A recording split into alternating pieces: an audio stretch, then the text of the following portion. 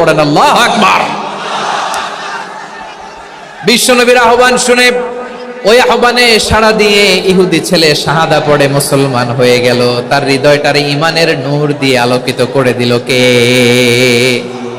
প্রিয় ভাইরা, এবার রাসূল সাল্লাল্লাহু আলাইহি ওয়াসাল্লাম বের হয়ে আসলেন ঘর থেকে আর বললেন, আলহামদুলিল্লাহিল্লাযী আনকাযাহু মিনান নার।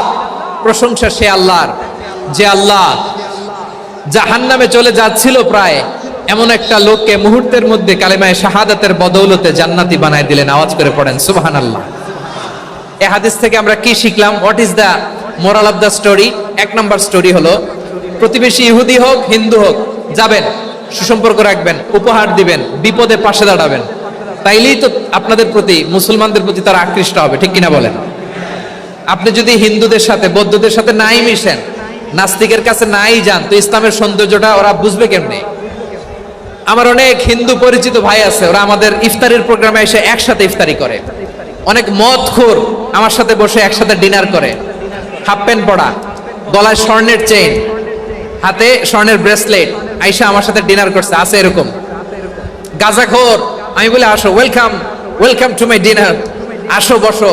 বসলেই তো আমি ওর ডিএনএ, চিন্তার ডিএনএ চেঞ্জ করে দেওয়ার সুযোগ পাবো। চিল্লায় বলো ঠিক কিনা? আসতে হবে আমার কাছে। Our door is open. The door of Islam is open 24/7. সব সময় আমাদের ইসলামের দরজা আমার অমুসলিম ভাইদের জন্য খোলা আছে না নাই? এই হাদিস থেকে দুইটা শিক্ষা। এক নম্বর শিক্ষা, প্রতিবেশী মুসলিম হোক অমুসলিম হোক, যান, অসুস্থ হইলে একটু আপেল নিয়ে যান, আঙ্গুর নিয়ে যান, কমলা নিয়ে যান, তাদের সাথে ভালো আচরণ করেন। ইসলামের বিউটি দেখে, সৌন্দর্য দেখে অবাক হবে, নসিব ভালো হলে কোনোদিন কালিমা পড়ে মুসলমান হয়ে যাবে, ঠিক কিনা বলেন? তাহলে অমুসলিমের সাথে ভালো সম্পর্ক। বিশ্বনবী ইহুদির বাড়িতে গেলেন, ইহুদির বাড়ি, আর আমার মুসলমান ভাই আমার কাফের বলে, এরকম আছে না নাই? মুসলিমরা দেখতে পারে না, সহ্য করতে পারে। বিশ্বনবী সাল্লাল্লাহু আলাইহি ওয়াসাল্লাম ইহুদির বাড়িতে গেলেন, এটা একটা শিক্ষা। আরেকটা শিক্ষা হলো, ভাইরা ধাক্কা মেরে এসে সামনে এসে কি লাভ? প্রোগ্রাম তো শেষ হচ্ছে, এখনই শেষ হচ্ছে। তো এই যে আমাদের বকশি ভাই ওয়াদা নিল, হাত তোলালো, মিম বলে এত কথা বললো, তো আমি জেলায় জেলায় যে খালি হাত নাড়াই তোমাদের জন্য নাকি? হ্যাঁ, হাত নাড়াই শুধু। এই ধাক্কাইতে ধাক্কাইতে এদিকে এসে হাত নাড়াইতেছে, হয়েছে তো, দেখলাম তো, ঠিক আছে, মাশাআল্লাহ, অনেক সুশৃঙ্খল, অন্যান্য যে কোনো জেলার চেয়ে অনেক সুশৃঙ্খল।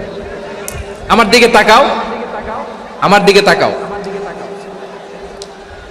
ঠিক আছে। এই যে দাঁড়িয়ে আছে, একটা ছেলে নড়ে না, দেখছেন? মাশাআল্লাহ মাশাআল্লাহ মাশাআল্লাহ। হ্যাঁ, এইভাবেই। আর কয়েকটা মজাদার কথা আছে, শোনো। এই হাদিস থেকে আমাদের শিক্ষা হলো, আমার প্রতিবেশী যেই ধর্মের হোক আমি সম্পর্ক রাখবো। অসুস্থ হলে যাব, কি বলেন ভাইরা? যাবেন না? যাবেন না আপনারা? আচ্ছা, 2 নম্বর শিক্ষা হলো, বিষ্ণু ইসলামের খাদেম ছিল ইহুদি, এতদিন খেদমত করলো, একদিনও বিশ্বনবী ওরে কালিমার দাওয়াত দেয় নাই। কারণ কি? বিশ্বনবী একটা ভালো সময়ের অপেক্ষা করতেছিলেন, প্রপার টাইমিং। দাঈর কাজ হচ্ছে দাঈ ইলাল্লাহ, সে হচ্ছে সুযোগ সন্ধানী। দাঈ সুযোগ খোঁজে, কখন দাওয়া দিলে ব্যাটে বলে হবে, ঝোপ বুঝে কোপ মারে, ঠিক কিনা বলেন? বিষ্ণু ইসলাম ভালো সময়ের অপেক্ষা করতেছিলেন, দেখি ভালো সময় আসুক আসুক আসুক আসুক। আস্তে আস্তে এমন সময় আসছে, ছেলে এবার মুমূর্ষ। অসুস্থ ব্যক্তির হৃদয় অত্যন্ত নরম থাকে। হসপিটালে যখন কেউ যায় তার হৃদয়টা বড্ড নরম থাকে, মৃত্যুর ভয়ে তার অন্তরটা নরম থাকে, ঠিক কিনা বলেন?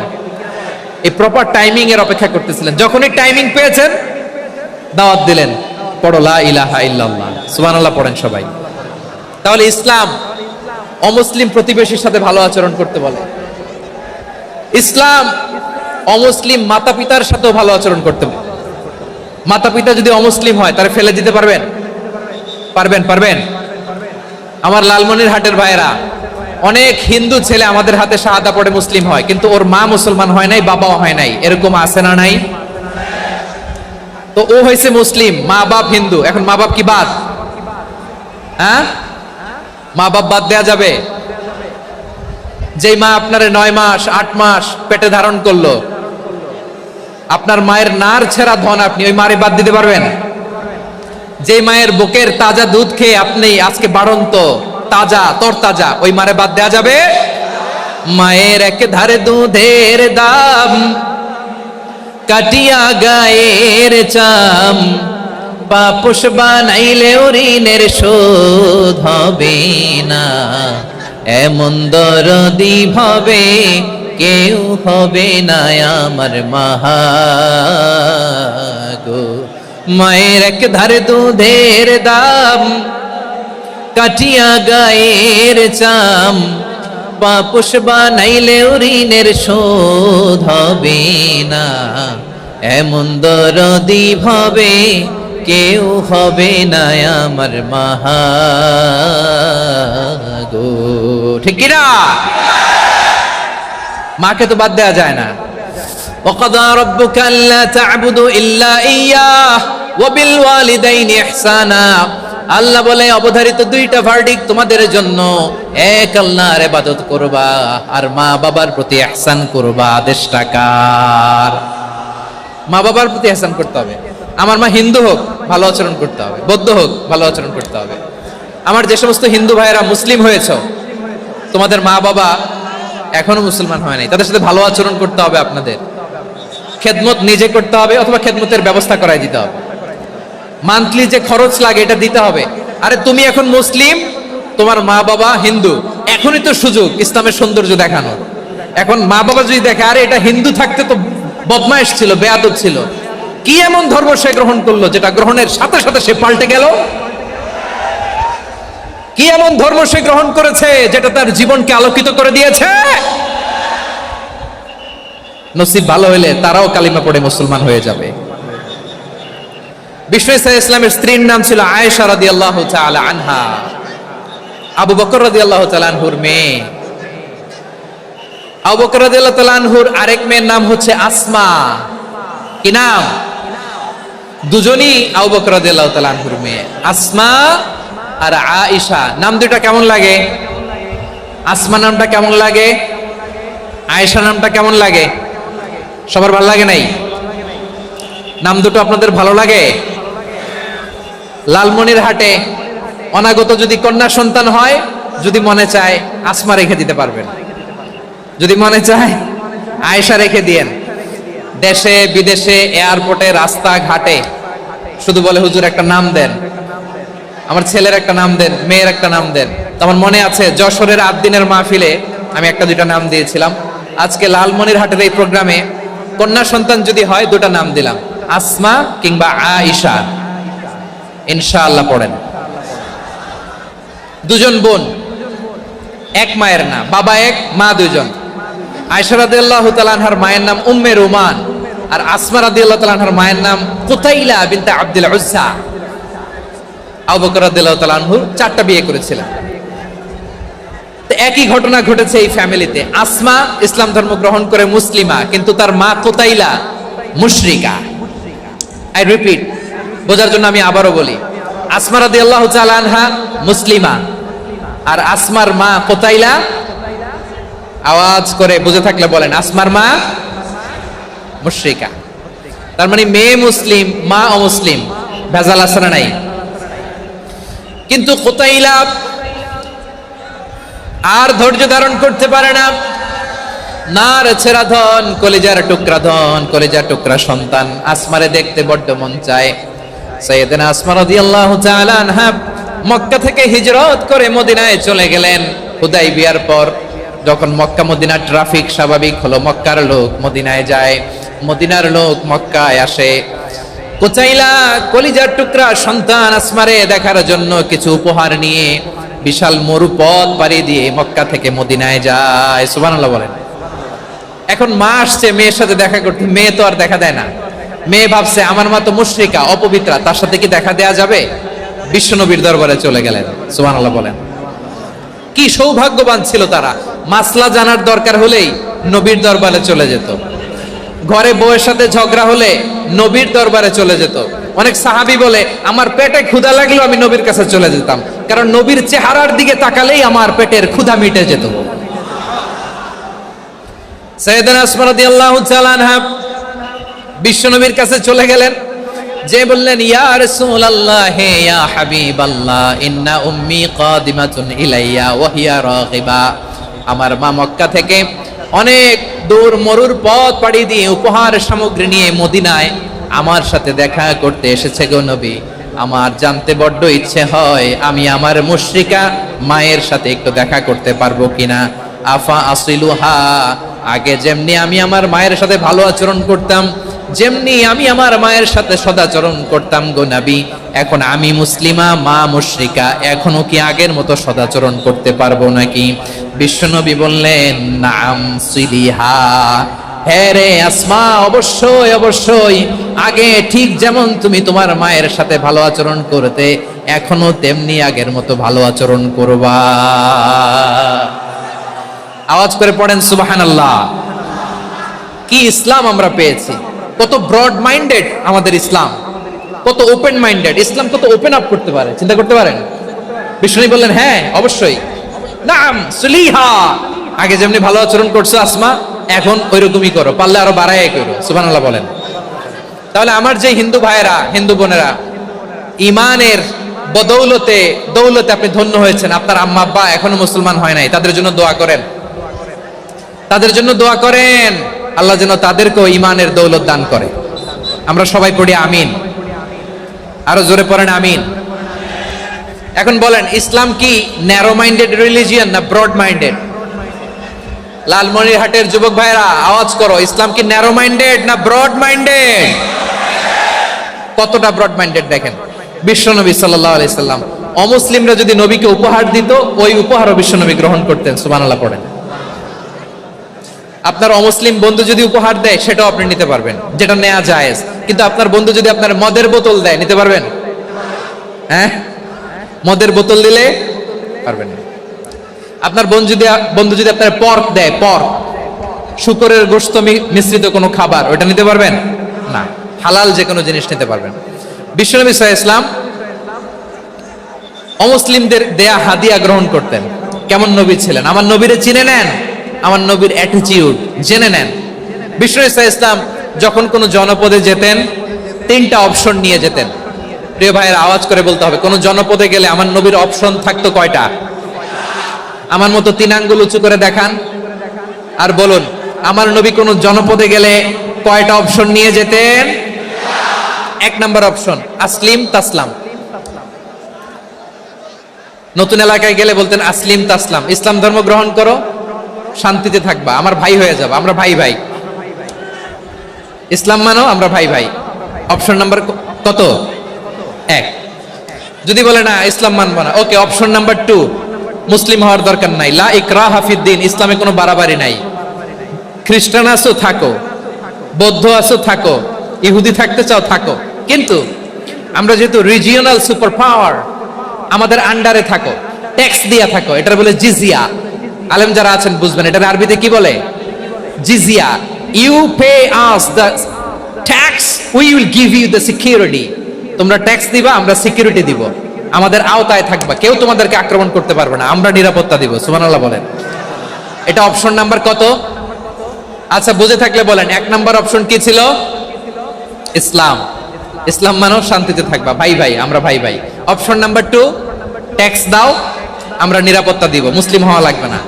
এখন 1 নাম্বারও মানে না, 2 নাম্বারও মানে না, মুসলিম হবো না, ভালো, খ্রিস্টান থাকো, ট্যাক্স দাও, আমরা সিকিউরিটি দিব না, এইটাও মানি না। বিষ্ণু বলেন, তাহলে তলোয়ার আমাদের আর তোমাদের মাঝে ফয়সালা করবে। মুসলিমও হবো না, ট্যাক্স দিবা, নিরাপত্তা দিব, আমরা সুপার পাওয়ার, আমাদের আন্ডারে থাকবে, এইটাও না। তাহলে তোমাদেরকে তো আমরা বিশ্বাস করতে পারি না, কখন না কখন বিশ্বাসঘাতকতা করো, কার সাথে মিলে হাত মিলাও, তলোয়ার আমাদের মাঝে ফয়সালা করবে। তখন তিনি জেহাদের সশস্ত্র সংগ্রামের ঘোষণা দিতেন। সুবহানাল্লাহ পড়েন। দেখেন, পশ্চিমারা জেহাদকে এইভাবে চিত্রায়িত করে না। ওরা জেহাদ বলতে বুঝায় তলোয়ার, হাত কাটো, গলা কাটো, না, জেহাদ সশস্ত্র সংগ্রাম 3 নম্বরে। অধিকাংশ ক্ষেত্রেই বিশ্বনবীর সুন্দর আচরণ দেখে, আরে আমার নবীর যে নুরানি চেহারা, অনেকে তো কেবল সিরেফ চেহারাটা দেখেই কালিমা পড়ে মুসলমান হয়ে গিয়েছে। যারা মুসলিম হয় নাই, তারা তাদের ইসলামেই বলবৎ ছিল, ট্যাক্স দিয়ে ইসলামের আন্ডারে ছিল। যারা এটাও মানে নাই, ওইটাও মানে নাই, তাদের বিরুদ্ধে জেহাদ। বিষ্ণু ইসলাম 7ম হিজরিতে যখন খায়বার বিজয়ের পরে ইসলাম রিজিওনাল সুপার পাওয়ার হিসেবে আত্মপ্রকাশ করলো, বিশ্বনবী চিঠি লিখলেন অন্যান্য সুপার পাওয়ারের কাছে, রাষ্ট্রীয় চিঠি লেখে এক রাষ্ট্রপ্রধান আরেক রাষ্ট্রপ্রধানের কাছে, ঠিক কিনা বলেন? জানেন না আপনারা? এই যে 24-এর ছাত্র নাগরিক অভ্যুত্থানে, এই অভ্যুত্থান যখন শুরু হয় আমি তখন সাউথ আফ্রিকাতে একটা স্ট্যাটাস দিয়েছিলাম, কোটা নয় গোটা দেশ সংস্কার করা লাগবে। শুধু বাংলাদেশ নয়, সারা বিশ্বের বাংলা ভাষাভাষী লোকেরা এই আন্দোলনের সাথে সমর্থন তারা করেছে, এটাকে সাপোর্ট করেছে, তারা সমর্থন দিয়েছে। আমাদের ইউনাইটেড আরব আমিরাতের বাংলাদেশি ভাইরা তারা সেখানে রাস্তায় নেমে এসেছিল, জানেন? ওইখানে ডেমনস্ট্রেশন করা যায় না, সেখানকার সরকার তাদেরকে যাবজ্জীবন দিয়েছিল। তখন আমাদের এই যে প্রধান উপদেষ্টা ডক্টর মোহাম্মদ ইউনূস সরাসরি G2G বলে, এটারে G2G, government to government, G2G, উনি চিঠি লিখলেন যে তাদেরকে, ইউর হাইনেস, হে সম্মানিত আমির, আপনি আমার এই চিঠির কারণে আমার সম্মানে এই 53 জন বাংলাদেশিকে মাফ করে দেন। এই চিঠির বদৌলতে বেকসুর খালাস পেয়ে গিয়েছিল আমাদের ভাইরা, জানেন না এই ঘটনা আপনারা? তাহলে গভর্নমেন্ট টু গভর্নমেন্ট চিঠি দেওয়া হয়। সপ্তম হিজরিতে বিষ্ণু ইসলাম সব সুপার পাওয়ারের কাছে চিঠি দিলেন, রোমান সম্রাটের কাছে, পারস্য অধিপতির কাছে, মিশরের অধিপতির কাছে, সবার কাছে চিঠি লিখলেন। চিঠির ভাষা ছিল এরকম, মিন মুহাম্মাদিন রাসূলিল্লাহ ইলা মুকাওকিস আযীমিল কিবত, মুহাম্মদ রাসূলুল্লাহর পক্ষ থেকে মিশরের বাদশার কাছে, আসলিম তাসলাম, ইসলাম মানো শান্তিতে থাকবা, সালামুন আলা মান ইত্তাবা আল হুদা, শান্তি তার জন্য যে হেদায়েতের অনুসরণ করে। সুবহানাল্লাহ পড়েন। এই চিঠি অনেকে ভালোভাবে রিসিভ করেছে, অনেকে এই চিঠি পাওয়ার পরে নবীর কাছে আবার ইন রিটার্ন উপহার পাঠিয়েছে। কি পাঠিয়েছে? উপহার। মিশরের বাদশাহ মুকাওকিস তিনি বিশ্বনবীকে বিশাল এক উপহারের ডালি পাঠিয়েছেন। মিশরের বাদশাহ মুকাওকিস ছিলেন ধর্মে খ্রিস্টান। লালমনিরহাটের ভাইয়েরা আওয়াজ করে বলেন, মিশরের বাদশাহ ধর্মে কি ছিল? খ্রিস্টান। কি উপহার দিয়েছিল আমার নবীকে? শুনতে মনে চায়? আওয়াজ নাই লালমনিরহাটের গলায়, শুনতে মনে চায়?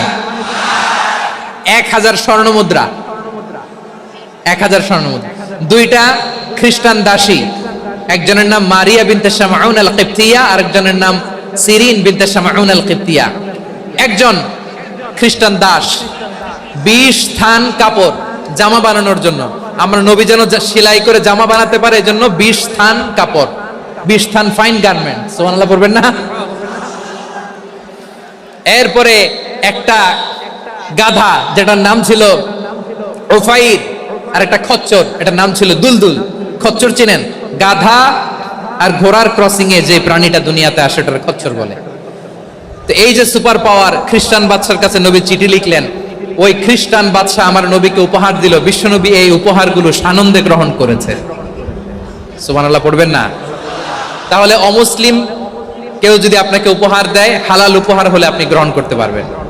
অনুরূপভাবে পারস্যের বাদশাহ, রোম সম্রাট বিশ্বনবীকে উপহার পাঠিয়েছেন, আমার নবী সবগুলো উপহার গিফট গ্রহণ করেছেন। সুবহানাল্লাহ বলেন। তাহলে প্রিয় লালমনিরহাট আওয়াজ করে বলুন, ইসলাম কি ন্যারো মাইন্ডেড রিলিজিয়ন না ব্রড মাইন্ডেড? আম্মাজান আয়েশার কাছে মাসালা জানতে চায় মেয়েরা, হে আম্মাজান, অগ্নি উপাসকেরা তাদের ঈদের দিন নওরোজের সময় আমাদেরকে পাখি দেয়, নেওয়া যাবে? উনি বললেন, ওরা জবাই করে দিলে নেওয়া যাবে না, কিন্তু ওরা যদি ফলমূল এরকম খাবার দেয় এগুলো নেওয়া যাবে। তার মানে অমুসলিমদের দেয়া উপহার এটা গ্রহণ করা যায়। সুবহানাল্লাহ বলেন। শুধু তাই নয়, বিষ্ণু ঈসা ইসলাম অমুসলিমদের সাথে আর্থিক লেনদেনও করেছেন, ফিনান্সিয়াল ডিলিং করেছেন। অমুসলিমদের সাথে প্রয়োজনে আপনি ফিনান্সিয়াল ডিলিং করতে পারবেন। আমরা প্রায় দেখি বাজারের মিষ্টির দোকানগুলো আমার হিন্দু ভাইদের। লালমনিরহাটে মিষ্টির দোকান, দইয়ের দোকান কারা চালায়? হিন্দুরা চালায় না? তারপরে যে বারবার শপ, চুল কাটে যে নাপিত, অধিকাংশ নাপিতের দোকানে কারা? আমার হিন্দু ভাইরা। তা আপনি চুল কাটতে পারবেন কিনা? পারবেন কিনা বলেন? পারবেন। তার দোকান থেকে দই মিষ্টি কিনতে পারবেন কিনা? হ্যাঁ, আমার মুসলিম ভাইয়ের দোকান থাকলে ওইটার আমি বেশি প্রায়োরিটি দিব, ঠিক কিনা? কিন্তু যদি তাদের সার্ভিস নিতে চান, প্রোডাক্ট নিতে চান, পারবেন। তার দলিল সহিহ বুখারী, আম্মা জান আয়েশা রাদিয়াল্লাহু তাআলা আনহা বলেন, ইশতারা রাসূলুল্লাহ সাল্লাল্লাহু আলাইহি ওয়াসাল্লাম মিন ইয়াহুদিয়িন তুআমান ওয়া রাহানাহু দিরআহু মিন হাদিদ। রাসূল সাল্লাল্লাহু আলাইহি ওয়াসাল্লাম এক ইহুদির কাছ থেকে, কার কাছ থেকে? সবাই বলে নাই। কার কাছ থেকে? আমার নবী, পেয়ারা নবী এক ইহুদির কাছ থেকে জব কিনেছিল। জব, বার্লি, যেটা দিয়ে রুটি বানায়। ওই জবের দাম দেওয়া টাকা পয়সা নবীর কাছে ছিল না। ফলে নবী ওনার একটা পোশাককে মর্গেজ রেখেছিলেন, মর্গেজ, বন্ধক, যে এখন এটার দাম দিতে পারবো না, কয়েক কেজি বার্লি নিয়ে যাই আর বন্ধক হিসেবে আমার জামাটা রেখে গেলাম, যেই দিন দাম দিব ওই দিন জামাটা ছুটায় নিয়ে যাও। সুবহানাল্লাহ পড়বেন না? বাকিতে নিছিলেন, বাকিতে। দিরআহু মিন হাদিদ, লোহার তৈরি বর্ম, মানে যুদ্ধের পোশাক, লোহা দিয়ে বানানো। বিশ্বনবী বললেন কয়েক কেজি জব দাও, টাকাটা পরে দিব, এখন টাকা নাই, বন্ধক হিসেবে, মর্গেজ হিসেবে আমার জামা রেখে গেলাম, যখন টাকা দিব জামা ছুটায় নিব। আওয়াজ করে বলতে হবে সুবহানাল্লাহ। এ থেকে বোঝা গেল অমুসলিমদের সাথে ফিনান্সিয়াল ডিলিং করা যায়, অর্থনৈতিক লেনদেন করা যায়, কেনাবেচা করা যায়, প্রোডাক্ট কেনা যায়। এমনকি আমাদের মসজিদে নববীতে বারান্দায় আপনারা একটা অটোমেটিক ফ্লাইং আমব্রেলা দেখছেন? সূর্য যখন বাড়ে মসজিদে নববীর বারান্দায় ইয়ার্ডের মধ্যে অটোমেটিক্যালি কিছু আমব্রেলা আছে, সাঁ করে খুলে যায়, আর সূর্যের তাপ লাগে না। আবার সন্ধ্যাবেলায় এই আমব্রেলা গুলো ওরা ক্লোজ করে ফেলে, দেখেন নাই না? দেখছেন? এই মসজিদে নববীকে সর্বোচ্চ উন্নত মানের কনস্ট্রাকশন ইনফ্রাস্ট্রাকচার ডেভেলপ করার জন্য কর্তৃপক্ষ কিছু অমুসলিম ইঞ্জিনিয়ারের, ডিজাইনারের সহায়তা নিয়েছিল। সুবহানাল্লাহ বলেন। কোন দলিলের ভিত্তিতে? এই দলিলের ভিত্তিতে যে বিশ্ব ইসলাম অমুসলিমদের সাথেও লেনদেন করেছেন। আওয়াজ করে বলতে হবে আল্লাহু আকবার। শুধু তাই নয়, ইন কেস অফ ইমার্জেন্সি, প্রয়োজনে ইসলামের খাতিরে, ইসলামকে সামনের দিকে এগিয়ে নিয়ে যাওয়ার জন্য অমুসলিমদের সাপোর্ট নেওয়া জায়েজ আছে। সুবহানাল্লাহ বলেন। অমুসলিমদের সাপোর্ট নেয়া, তাদের থেকে অর্থ নেয়া, পলিটিক্যাল সাপোর্ট, পলিটিক্যাল অ্যাসাইলাম নেওয়া জায়েজ আছে। আমাদের অনেক বিশ্ববরেণ্য দায়ীরা আমেরিকায় অস্থায়ীভাবে অ্যাসাইলাম নিয়ে থাকে, নিজের দেশে গেলে ফাঁসিতে ঝুলাই দিবে। যুগ যুগ ধরে দায়ীদের উপরে এরকম অত্যাচার আর নির্যাতন আছে না নাই? মিশরের অনেক দায়ীরা পাশ্চাত্যে যেয়ে থাকে। এই যে তারা পলিটিক্যাল অ্যাসাইলাম নিয়ে থাকে, রাজনৈতিক আশ্রয়, এটা জায়েজ আছে না? এটা যে জায়েজ আছে তার প্রমাণ স্বয়ং বিশ্বনবী সাল্লাল্লাহু আলাইহি ওয়াসাল্লাম পলিটিক্যাল সাপোর্ট নিয়েছিলেন অমুসলিমদের কাছ থেকে। সুবহানাল্লাহ বলেন। খুব মজাদার একটা ঘটনা শুনবেন, আপনাদের আগ্রহ দেখতে পেলেন, হৃদয়টা ভেঙে খান খান। যিনি ঘরের ভেতরে বিশ্বনবীকে সান্ত্বনা দিতেন, ভালোবাসা দিতেন, বাইরে গেলে কুরাইশরা বকাঝকা করে, অত্যাচার করে, কিন্তু আম্মাজান খাদিজা রাদিয়াল্লাহু তাআলা আনহা ঘরটারে এমন শান্তির নীড় বানায় রেখেছেন, এই ঘরের ভিতরে ঢুকলে বিশ্বনবীর কলিজাটা ঠান্ডা হয়ে যেত। এজন্য রব্বুল আলামিন বলেন, খাদিজা, ও আমার বান্দি খাদিজা, জান্নাতে এমন স্পেশাল একটা ঘর আমি তোমার জন্য রেডি করে রেখেছি। ওই ঘরের মধ্যে কোনো আওয়াজ নাই, ওই ঘরের মধ্যে কোনো নয়েজ নাই, ওই ঘরে কোনো বিশৃঙ্খলা নাই। কারণ মক্কার জমিনে আমার নবী কুরাইশদের বিশৃঙ্খলা, নয়েজ আর ঝামেলাগুলোকে উপেক্ষা করে যখন তোমার ঘরের ভিতরে ঢুকতো, ঘরটারে তুমি শান্তির নীড়, ঠান্ডা, নীরব, নিস্তব্ধ, নিঝুম আর শান্তির নীড় বানিয়ে রেখেছো। এজন্য জান্নাতে স্পেশাল একটা শান্তির নীড় আমি তোমারে উপহার দেব। ওই প্রিয়তমা স্ত্রী খাদিজা ইন্তেকাল করলেন, বিশ্বনবীর হৃদয় ভেঙে খান খান। আবার ওনার চাচা আবু তালেব ইন্তেকাল করলেন, যিনি পলিটিক্যাল শেল্টার দিতেন নবীকে। কে দিতেন? আবু তালেবের ভয়ে, বিশ্বনবীর এই চাচার ভয়ে কোনো মুশরিক নবীর গায়ে হাত দেওয়ার সাহস পায় নাই।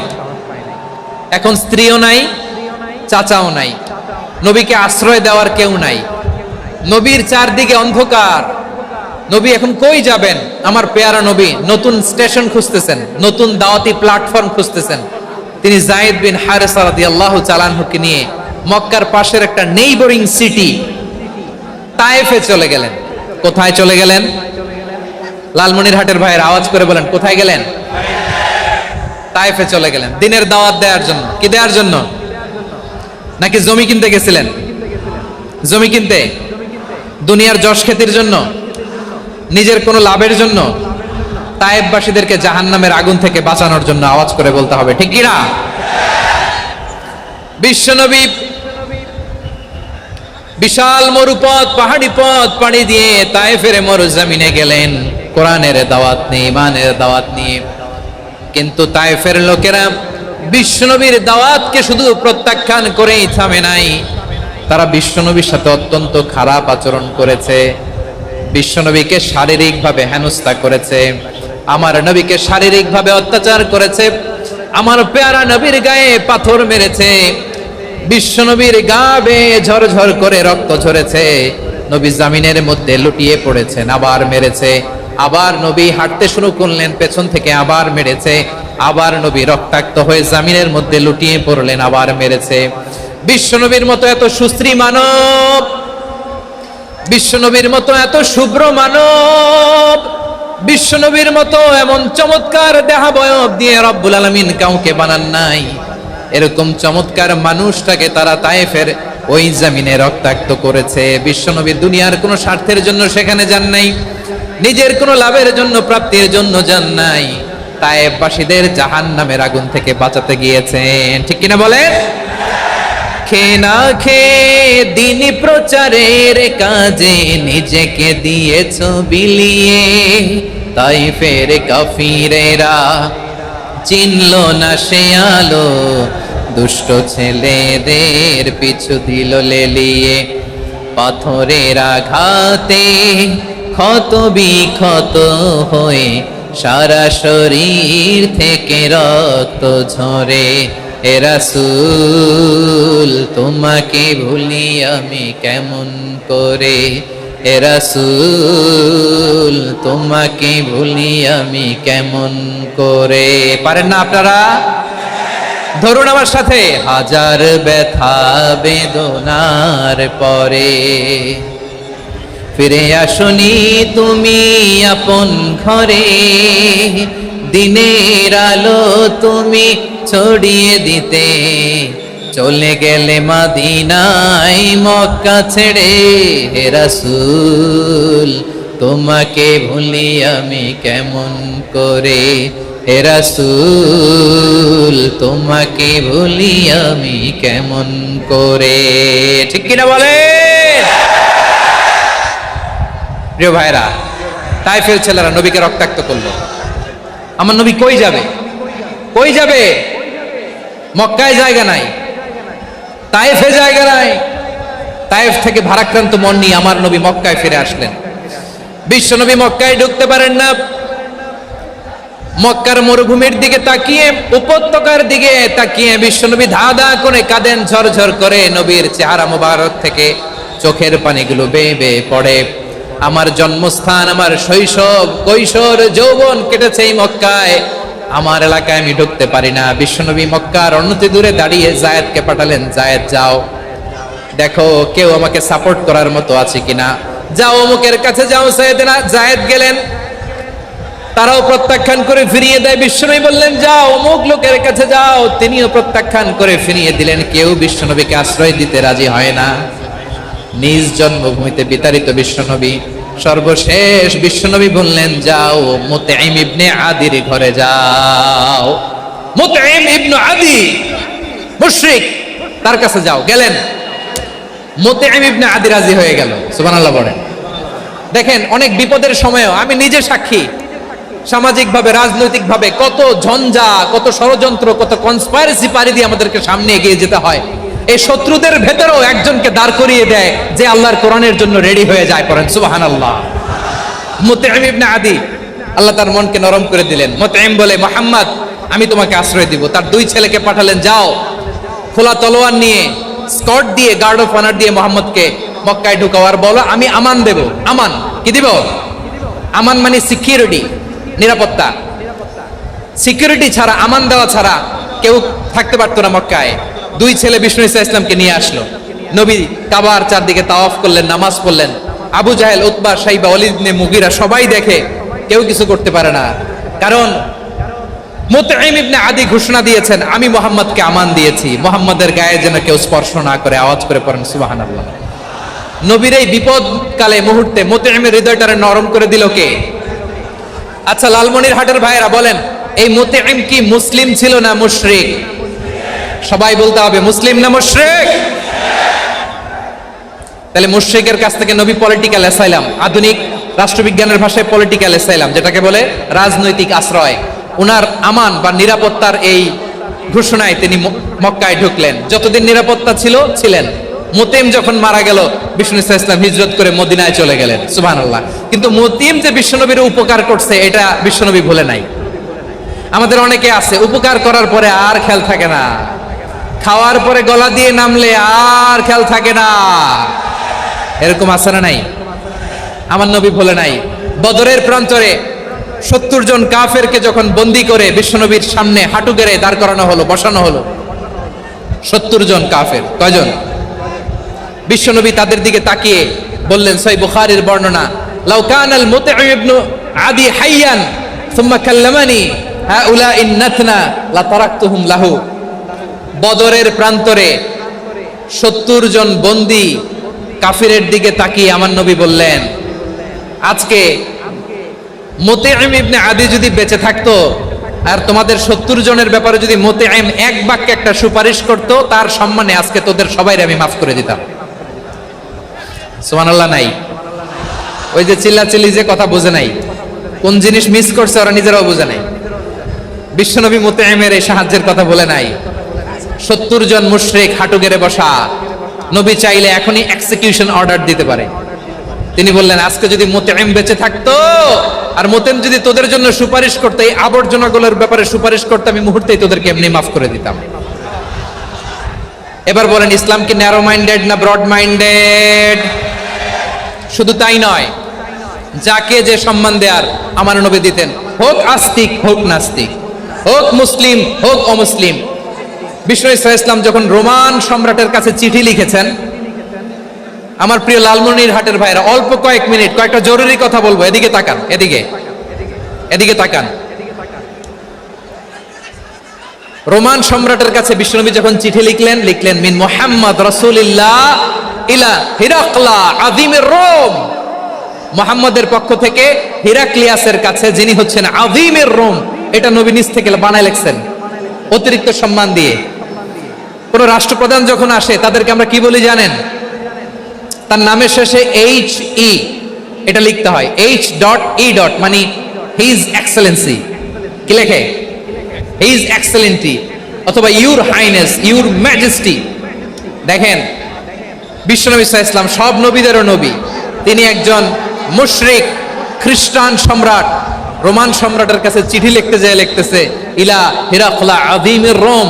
হিরাক্লিয়াসের কাছে আমার চিঠি, যিনি রোমের আযীম, হিজ হাইনেস, মানে রোমের অনেক সম্মানিত এক বাহাদুর। আওয়াজ করে বলেন সুবহানাল্লাহ। তার মানে যাকে যে সম্মান দেয়ার এটা বিশ্বনবী দিতেন। এমনকি যে ইহুদিরা ভালো ছিল, এই ইহুদিদেরও প্রশংসা করেছেন বিশ্বনবী মুহাম্মদুর রাসূলুল্লাহ সাল্লাল্লাহু আলাইহি ওয়াসাল্লাম। এক ইহুদির প্রশংসা করেছেন বিশ্বনবী। ইহুদির কার?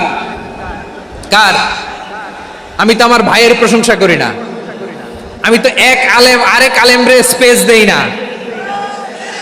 আমি তো এক দায়ী আরেক দায়ীর সাথে বসতে চাই না।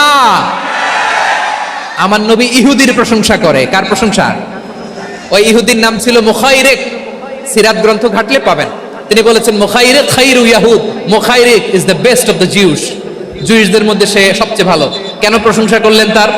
এর কারণ মদিনা চার্টারে কথা ছিল সব ধর্মের মুসলিম মুশরিক ইহুদিরা মিলে মদিনাকে রক্ষা করবে। কিন্তু তৃতীয় হিজরিতে যখন উহুদের যুদ্ধ শুরু হলো, সবার কথা ছিল যেই আক্রমণ করে আমরা মদিনাকে বাঁচাবো। কোন শহরকে বাঁচাবো? মদিনাকে। কিন্তু কুরাইশরা যখন অ্যাটাক করলো, ইহুদিরা আর আসে না, ইহুদিরা আর বেরোয় না। বিষ্ণু বললেন, ওহে ইহুদিরা, তোমরা না চুক্তি করলে আমার সাথে যে মদিনা বাঁচাতে সবাই ঝাঁপিয়ে পড়বো, আসো। একটা ইহুদিও বেরোয় না, কেউ আসে নাই সেদিন, একজন ছাড়া। তার নাম মুখাইরেক। তার নাম কি? মুখাইরেক বাহাদুরের মতো ঘোড়সাওয়ার হয়ে বেরিয়ে গেলেন এবং বললেন, গোটা ইহুদি সাম্রাজ্যের একজনও যদি না আসে, আমি মুখাইরেককে কেউ ঘরে আটকে রাখতে পারবে না। বেরিয়ে আসলেন, এসে বললেন, আমি মুহাম্মদের পক্ষে যুদ্ধ করব। আমি মারা গেলে আমার সম্পদ আমার উত্তরাধিকারীরা পাবে না, আমার সম্পদ তোমরা মুহাম্মদকে দিয়ে দিবা। সুবহানাল্লাহ বলেন। উহুদের ময়দানে 70 জন মুসলমান শহীদ হলো। এই ইহুদি, সেও মুসলমানের পক্ষে যুদ্ধ করে নিহত হলো। সুবহানাল্লাহ বলেন। মুসলিমদের লাশ যখন নিয়ে আসা হলো, এই মুখাইরিকের লাশও নিয়ে আসা হলো। মুসলিমদের লাশের পাশে মুখাইরিকের লাশ দেখে বিশ্বনবী মুখাইরিকের প্রতি অনেক খুশি হলেন, আর বিশ্বনবী খুশি হয়ে বললেন, মুখাইরিক খৈরু ইয়াহুদ, মুখাইরিক যদিও তুমি ইহুদি, তারপরে তুমি সব ইহুদিদের মধ্যে সেরা ইহুদি। পড়েন সুবহানাল্লাহ। আমার নবী ইহুদিকেও সম্মান দিতে কার্পণ্য করে নাই, আওয়াজ করে বলেন আল্লাহু আকবার। প্রিয় ভাইরা, এবার সর্বশেষ আওয়াজ করে বলেন, ইসলাম কি ন্যারো মাইন্ডেড নাকি ব্রড মাইন্ডেড? সবাই বলেন ন্যারো মাইন্ডেড না ব্রড মাইন্ডেড? এজন্য অমুসলিম হইলেই তারা আমাদের শত্রু নয়। শত্রু কারা? এই লালমনিরহাটের ভাইয়েরা শোনেন, শত্রু কারা? যে সমস্ত অমুসলিম আমাদেরকে নিশ্চিহ্ন করে দিতে চায়, যে সমস্ত অমুসলিম আমাদের ভূখণ্ড থেকে আমাদেরকে তাড়িয়ে দিতে চায়, যে সমস্ত অমুসলিম আমার ধর্ম নিয়ে তুচ্ছতাচ্ছিল্য করে চিল্লায় বলেন ঠিক কিনা, তারা আমাদের শত্রু। সাধারণ অমুসলিমরা আমার শত্রু নয়।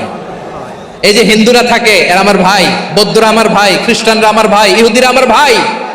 তারা দিনই ভাই নয়, তারা মায়ের পেটের ভাই নয়, তারা মানবিক দিক থেকে ভাই। ও মানুষ, আমিও মানুষ। ইসলাম মানুষকে সম্মান করে, চিল্লায় বলো ঠিক কিনা। যারা আমাদের অস্তিত্বকে নিশ্চিহ্ন করতে চায়, যারা আমাদের ভূখণ্ডকে দখল করতে চায়, যারা আমাদেরকে নিয়ে মকারি করে, ফান করে, টিটকারি করে, আমার ধর্ম নিয়ে খেলা করে, তাচ্ছিল্য করে, ওদের বিরুদ্ধে আমাদের জিহাদ। সাধারণ মুসলিম আমাদের শত্রু নয়। আপনি জানেন নিউ ইয়র্কে, আমি তো নিউ ইয়র্কে ছিলাম অনেকদিন, ওখানে ফিলিস্তিনিদের পক্ষে যখন আমরা মিছিল করেছি, অনেক ইহুদি আমাদের সাথে মিছিলে দাঁড়িয়েছে। কারণ ওরাও জানে এই ভূখণ্ড ফিলিস্তিনিদের ভূখণ্ড। আওয়াজ করে বলো লালমনিরহাট ঠিক কিনা। ইসরায়েলের রাজধানী খোদ তেল আবিবে অনেক ইহুদিরা বেঞ্জামিন নেতানিয়াহু তার বিরুদ্ধে মিছিল করেছে। তো তারা কি আমাদের শত্রু? না। অনেক খ্রিস্টান আমাদের সাথে আমাদের স্বার্থ রক্ষায় আমাদের পাশে দাঁড়িয়েছে। খেয়াল রাখবেন, হিন্দু আর হিন্দুত্ববাদ এক নয়, ইহুদি ধর্ম আর জায়নিজম এক নয়। জায়নিজমের বিরুদ্ধে আমাদের সংগ্রাম, আমাদের জিহাদ, চিল্লায় বলেন ঠিক কিনা। এই যে ফিলিস্তিনের ভাইয়েরা, তারা তাদের স্বাধীনতা সংগ্রামের জন্য লড়াই করছে, করে যাচ্ছে, আমরা এটাকে সমর্থন জানাই, চিল্লায় বলো ঠিক কিনা। কাশ্মীরের ভাইয়েরা স্বাধীনতার জন্য সংগ্রাম করছে, আমরা সেই সংগ্রামকে সমর্থন জানাই, আওয়াজ করে বলো ঠিক কিনা। যারাই আমাদের ইসলামকে নিশ্চিহ্ন করতে চায় তাদের বিরুদ্ধে আমাদের সংগ্রাম, আওয়াজ করে বলতে হবে ঠিক কিনা। ওই সমস্ত দুর্বৃত্তদের সাথে আমাদের কোনো সম্পর্ক নাই। আমরা যদি ঐক্যবদ্ধ থাকতে পারি, ওই দুর্বৃত্তরা চান্স পাবে না। আমরা ঐক্যবদ্ধ থাকতে রাজি আছি। লালমনিরহাটের ভাইয়েরা, আমরা ঐক্যবদ্ধ থাকলে ওই দুর্বৃত্তদের কালো হাত ভেঙে দিতে আমাদের সময় লাগবে না। তাদের কালো হাত ভেঙে দিতে রাজি আছো মুসলমান? কারা কারা রাজি? দু হাত তুলে দেখাও।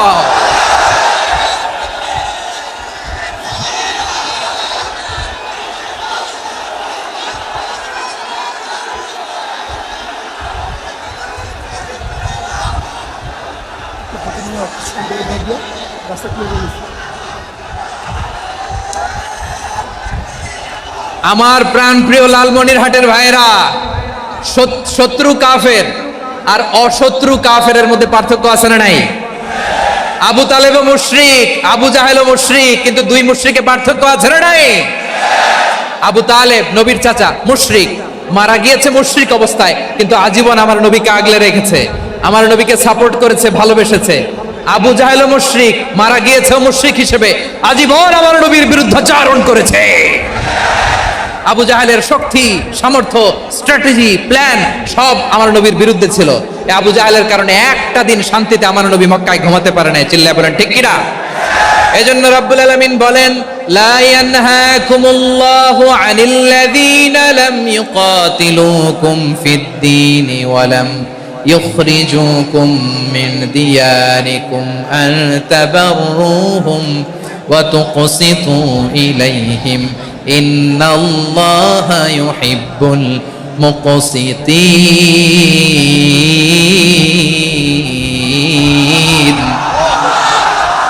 আল্লাহ বলে, গোলামেরা শোনো শোনো, যে সমস্ত অমুসলিম তোমাদের সাথে ধর্মযুদ্ধে লিপ্ত হয় না, তোমাদের বিরুদ্ধে যে সমস্ত অমুসলিম অস্ত্র ধরে না, যে সমস্ত